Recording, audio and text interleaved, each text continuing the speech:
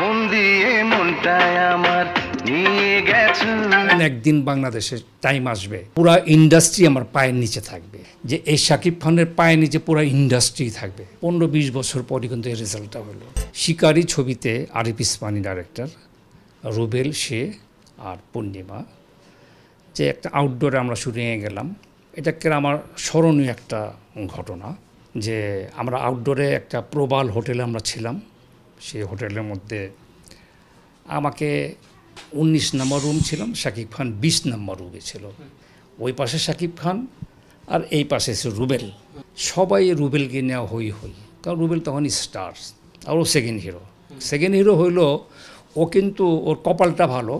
Alexander বউয়ের সাথে যখন করছে, আলেকজান্ডার বউ অ্যাকশন হিরো করছে, আর রোমান্টিকটা বা ট্রাঙ্গেল লাভটা শাকিব খান করছে।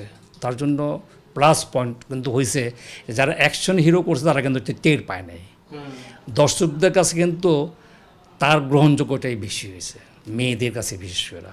এবং সে এত ইনোসেন্ট ফেস ছিল তার, যে তাকে ওই ক্যারেক্টারটা তাকে এমন অডিয়েন্স খাইছে যে এটা তার জন্য এই আজকে যে শাকিব খান, তার ওগুলি করাতে হয়েছে।